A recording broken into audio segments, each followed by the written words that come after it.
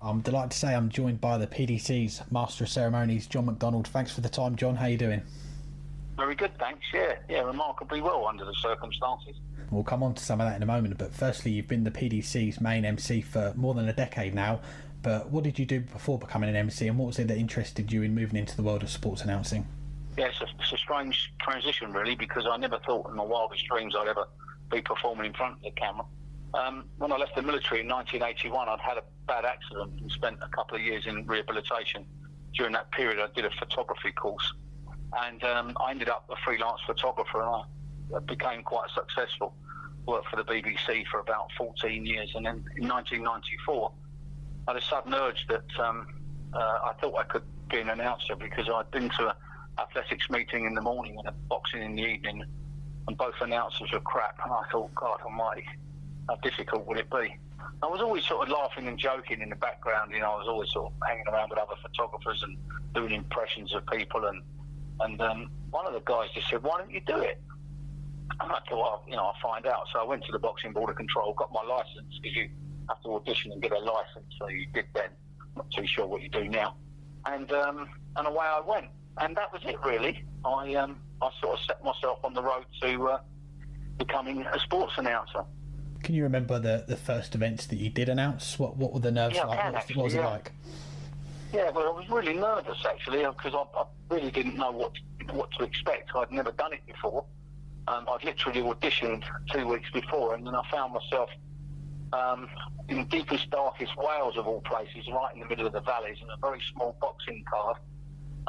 One of my friends had 2 or 3 boxers, and he said, look, there's this show in Eberval, right in one of the valleys in South Wales, and there's a little show there, would you like to go and do it? And I went along and did it, and I didn't know that somebody in the audience was one of the ITV directors, and he was making a documentary on a boxer, or thinking about making one, and he saw me, and he told Reg Guthridge and a guy called John Watt, who's a director of ITV, that there's this fella, and he gave my name, and Reg said, I think you find he's a photographer, that guy, because by then I'd worked for Boxing News, Ring magazine, you name it, I'd done it. I was pretty well known, sort of both sides of the Atlantic as a photographer. I travelled to watch British boxers and cover British boxers abroad and stuff, so I was quite lucky. And I got a phone call from one of the guys at ITV, and he said, look, we've got this world title fight we're doing the world feed for in 1994, would you like to do it? And I was like, sure. And that was it, I was off. And then, I'd appeared on television, and the rest is kind of history, I suppose. And something I wanted to touch on with you as well is that you're well involved with Support Our Paras and raising money for the Parachute Regiment charity. That's what the regiment I served with, as a kid I was sort of a bit of a dead-end kid really, and didn't know where I was going. Unfortunately, I was born on the 7th of August, which meant I was the youngest kid in the class.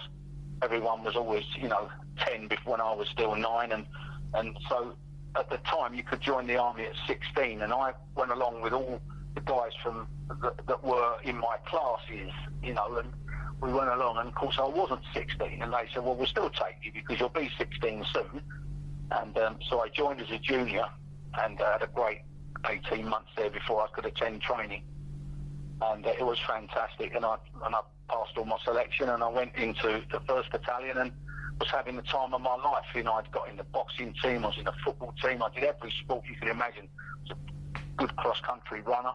And then I had a near-fatal parachute accident, which put me in hospital for 2 years. So I had to reevaluate what I was going to do in life, and that's when I took the role as a photojournalist, really, because I was so interested in sport and loved it, and would have loved to have pursued a career in sport. I thought this might be the safest way for me. I was quite delicate at the time, and took ages to rehabilitate properly. It's not easy when you've broken your neck to get back to normal pace. So that's what I did. And I suppose it was good training to be an announcer, really, to understand how everything worked. For those that come into it as an announcer because they've been on local radio or they've done this kind of thing in the past, never quite understand how the TV works, where to be, where to stand, how to stand even. You need to keep still, and it's not about you. I think a lot of announcers nowadays have sort of got the idea that they're the star of the show. You're by far not. In fact, you're just an irrelevant part of the business. The stars of the show are the players. And I think the more the modern day announcer understands that, the better, really. Let's get on to your work then with the darts, and I believe your first darts MC gig on TV was the showdown between Phil Taylor and Andy Fordham in 2004. How did that all come about? Yeah, that was an interesting one for me, because what happened in 1996, Barry Hearn had a big title fight with Joe Kawasaki, and my name popped up and said, by then I'd been going about 18 months, and Barry knew I'd been going about 18 months because I'd taken photographs of Barry in the past, and he was probably the most helpful promoter I've ever worked for. Whenever I covered a boxing show of his, or wherever I went to a snooker event for the BBC who I worked for, he was always really accommodating and really kind. And I mentioned, listen, Barry, I'm going to be doing the boxing. Yeah, I've seen you, don't worry, keep going, but I'm very loyal to my staff. I have a guy, and I said, oh, okay. And then suddenly I got this job, and I had a couple of weeks' notice. I thought, right, well, here's my chance to make a big impression. And pretty much on the night, everything that could have gone wrong went wrong, but we all worked together as a team, and I hadn't worked with any of Barry's staff at that point. And we all sort of got stuck in, and it all worked perfectly. And on the Monday, they had a sort of debriefing as to why some things were going wrong or did on the time, which actually none of it was their fault. It's the normal stuff. You employ outside contractors, security, didn't bring barriers on this occasion, and the paramedics, I think, went to Brentford instead of Brentwood. It was all of that, everything that could have gone wrong. And we just held it together, and we just did a great job. And he asked everybody in the office what they thought of me, and they was all like, right, he's really good.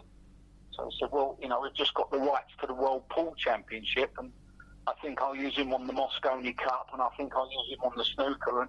And the next thing I knew, I was up and away, and I went from sort of doing 3 jobs a month to doing sort of 1 a week, and then it became a different business. And I learned a lot from them. They were very good to me. There was one director who passed away a couple of years ago, very young, very premature.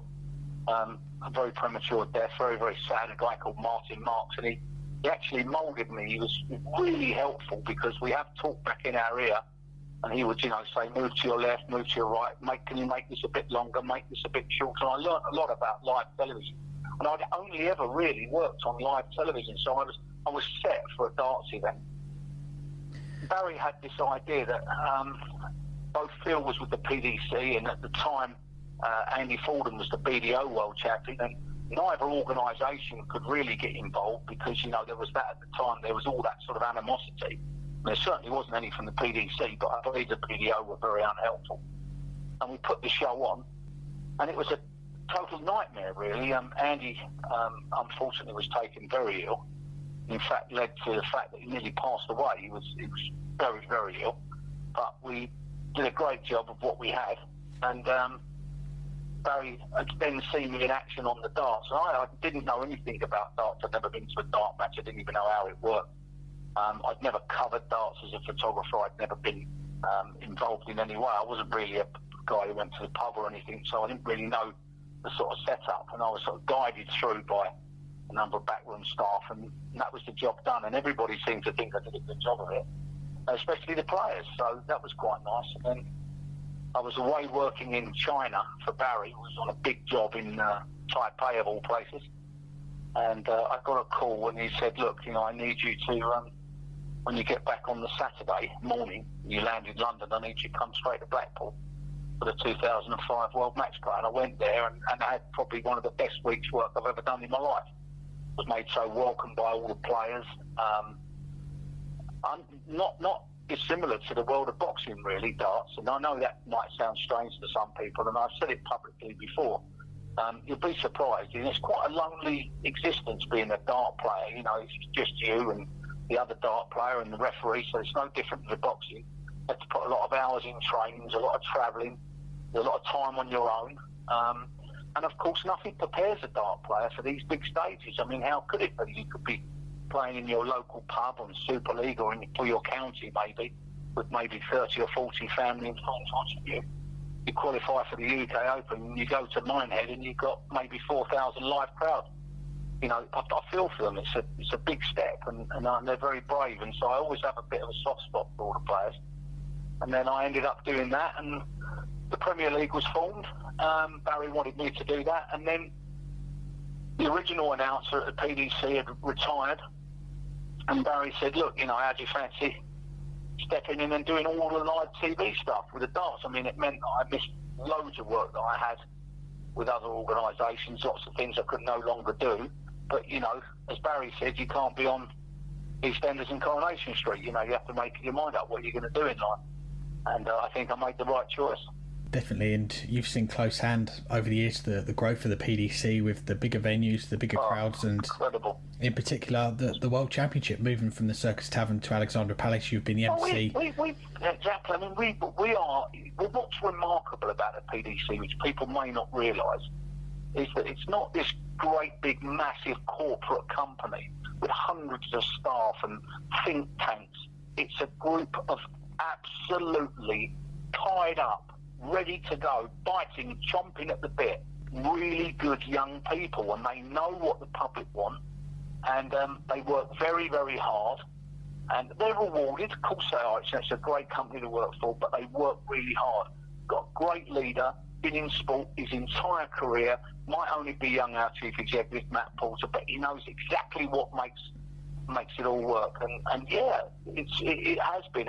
People say the World Championship for me is like the pinnacle. I look at all the other stuff. I look at the tough gigs that we've done around the world promoting darts, and I think that's where the credit should be due. You know, the World Championship, dare I say, runs itself.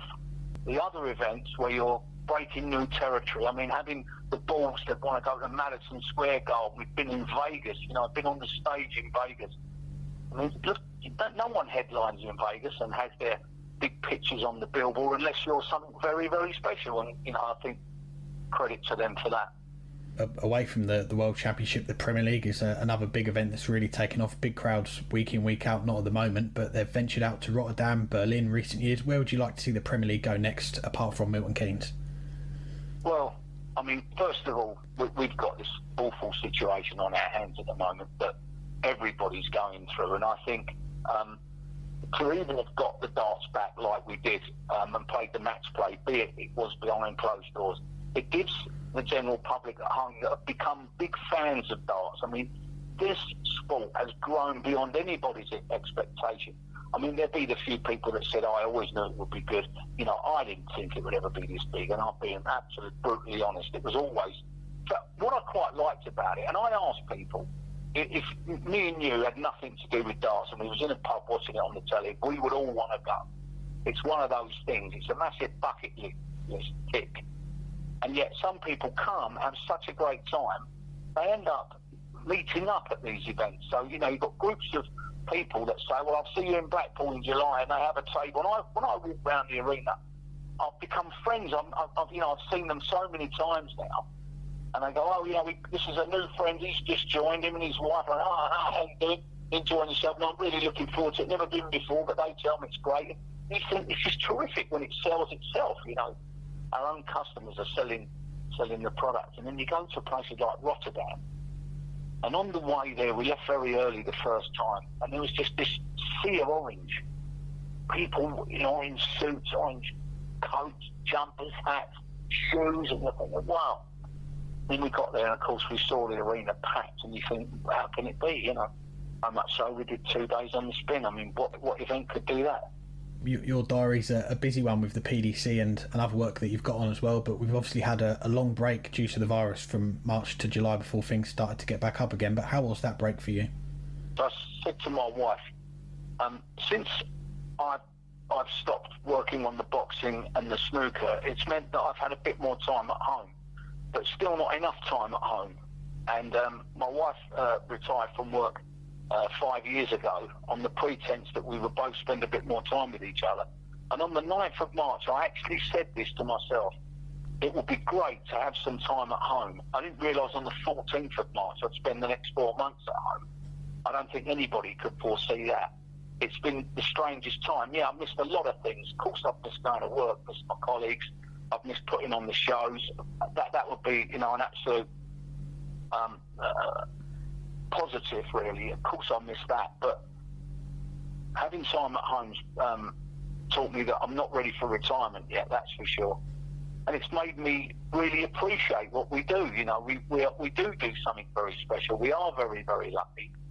And sometimes you can sit there and take it all in and think, oh, it's the same old story, every week we do this. But you're actually performing in front of a live audience that can't wait to see you, and you must never lose track of that. You owe them that. You know, every night I perform, remember that there'll be somebody there for the first time. He deserves to get a great night out where he goes home and says to his folks, family, friends, you know, what a terrific time we had. Definitely, and you touched on earlier about darts being back on TV last month with the World Match Play obviously behind closed doors, and we've had a few players on the show over the last few weeks, Russ Bray, the referee as well, talking about their experience of it. But when you got the call that the World Match Play was going to go on away from Blackpool, no crowd, what was your immediate reaction? Well, I just thought, logistically, what an incredible task they've done. I mean, just thinking about it, nobody else is working, nobody else is thinking about going to work, and suddenly, you know, our team go, right, come on, we can do this. Now, luckily, Barry had put on the Champions of Champions snooker at the same event 2 weeks before, so for us it was great to go and watch a bit of that, make sure, you know, we saw how it all worked, how the social distancing worked out, wearing a mask worked out, you know, the different things they did. They couldn't have done it any better if they tried. I mean, it was beyond my thought pattern. When I turned up, I had a particular time to go and get my test. I went, had my test, very, very simple, went to my room, food was brought to the room, breakfast was brought to the room, you know, everything was laid on. Then we got a phone call, all negative, and we went to work, and it was all in the same building. Everything was clearly marked, it was very clinical, well performed, and really impressed. I mean, I've done a lot of things in my life, but I don't get impressed by many things nowadays, but I got very, very impressed by the standard in fact, the way it works, really. I thought the way it just, I hated to have had to have planned something like that. To think of every single eventuality, you know, putting the practice balls in a certain place, separated out, and trying to entertain our sponsors still, and you know, and our TV, our foreign TV that had to come, making sure they adopted the same protocol. It was a big exercise in trying to get everything right, and they smashed it out of the ballpark. Yeah, got to agree with you on that. And for you personally, as the MC for the event, was it strange at first giving the players that big introduction, but without the crowd being there? I've done a job in a studio once, a boxing event with nobody there, and it's weird. And then, of course, we had that terrible Beast of the East camp, and snore us in Minehead. We had to do the championship there behind closed doors, and that again was very, very odd. But I thought the players were great. Never got any sort of, it didn't affect them in any way. In fact, some of them it helped, because some players, as you know, play very, very well on the floor, but don't do so well in live tournaments. Now, again, I'll go back to when we spoke just now. It's a very, very different environment. When people look at these players, these are just ordinary people off the street. They've been playing darts, they're very good at it, they suddenly find themselves on the tour, and we take them to a Premier League where there's 12,000 people screaming and shouting. You know, that's a different environment for a lot of people, and that's a lot to take in. And like people, new players like the Rob Crosses, but still haven't quite got the hang of how to deal with the crowd. It still, you know, makes them very nervous. And I've got such admiration for them. They just handled it so well. It's brilliant. They were great, as were all our staff. You know, and our broadcaster, Sky, because they decided not to test. They decided to go for social distancing and masks, so we had two separate areas to operate in, and it worked perfectly. And that just shows what a great working relationship the PDC has with its broadcast outlets and its sponsors, that we still get the trust that we can perform and put on a great show. Now, in recent years, we've seen two of the sports greats, Phil Taylor, Raymond van Barneveld, retire from the circuit, two big walk-ons. But two parts to this question, really. Who have been your favourite players to introduce, and what's your favourite walk-on currently from the current crop of players? Well, you know, that's an interesting one, because obviously Phil was very, very special. I mean, when you talk about Phil Taylor, you're talking about the greatest player that ever played the game. That would be like introducing Pelé in football. I mean, this guy is something else. They're like introducing Muhammad Ali in boxing. This guy was and still is the man. And so he needed something special. I worked very, very hard on getting that script together. And, he was a record-breaking, history-making, and I did give it my all every opportunity I got because I knew time was running out, and I knew the punters loved it. I watch people. I'm not stupid. I look at the corner of my eye, I can see people so excited, and it's great. But we've still got a lot of great young players coming through, and that's this game has a never-ending supply of great talent. Look at Michael Van Gerwen. I mean, his intro, for instance, you go anywhere north of the border with Gary Anderson, we can prepare to take some headphones. I mean, they go nuts. There are some great walk-ons, of course there is, and there'll be some good ones coming up, I'm sure. We all think that it's going to end when the golden goose leaves, but it just starts all over again. We just have to reinvent and help the younger players think of good nicknames, get them involved a bit, give them media training, which we've started working on now, which is great. They get lots of different interviews now. There's a lot of social media around our organisation, so we're always fulfilling. The tiniest little social media outlet gets the same as any broadcaster would, so we make everybody very welcome. They get a lot of exposure in different ways. And lastly, we know from your video during the World Series last year with Michael Van Gerwen and the dartboard, you enjoy a practical joke. Are there any you can tell us about that have been your funniest from memory? Well, that was. I didn't even know Michael was in the queue. I went to buy a friend of mine, Bruce McTavish, probably the greatest boxing referee in the world, lives in the Philippines. I was visiting the Philippines on my way home, and I bought him he's originally from New Zealand. He wasn't all black when he was 15 years old. A great friend of mine. I went to buy him a hat, a cap, an All Blacks cap, and I was in the queue and I saw Michael in front of me, and I just walked past the dartboard that had his picture on it. And I thought, how funny would it be? So I whispered in his ear, and then I started filming, and he said to the girl, do you have any dartboards? And she said, yeah, sure. And he says, okay, could you show me? And she said, well, I'm serving. And he said, well, I'd really like you. So she said, okay. And she sort of got somebody to take over, and we followed her. And she's walking along, and I'd had a conversation with her the day before. And she told me that she played netball, and it was a good runner and stuff. And we were chatting away. Everybody in New Zealand does a sport of some sort. They're very, very sporty. She's very, very pretty, very fit, lovely girl to talk to. Knew everything about what we were doing there in Hamilton, knew we was over for the darts and everything. So I wasn't really that much of a stranger to her, but Michael, of course. And then he goes, look, I particularly want a dartboard and darts, And she goes, oh, yeah, well, we got this one. And as she looks at the board, and she looks back at Michael and I'm filming, she's sort of in embarrassment, really, that she didn't recognise him. It was more her embarrassment. And we both started laughing, and we got a couple of tickets and we took them to her and said, look, we gave them to because she wasn't in the shop when we went back. And we said, look, thanks for that. It was really good fun. And I said to Michael, come on, we'll tweet it out and see what happens. And I got a call from Fox, could we use it? I said, sure. A call from Sky, can we use it? Sure. And a call from someone else and someone else. And I'm like, yeah, knock yourself out, And I was told somebody did a calculation that 19.5 million people watched it, Well, it wasn't really intended to be anything other than just a bit of fun. But that's, yeah, we do loads of that. You've seen our Christmas ad, and we're always sort of trying to think of things that can entertain people, make them laugh a bit, because it's all too serious life, isn't it? We've got to have fun. And we've got some great, the guys that work with us in Dave Allen's team in the press room, they really, really understand how it all works, and we have some great fun. I mean, last year's Christmas video was just too funny. It was impossible to do, but too funny. Well, John, really appreciate you taking out so much of your time to have a chat with us, and wish you all the best with the restart of the Premier League next week. Yeah, you too. Yeah, I hope to see you on the road. Take care, everyone.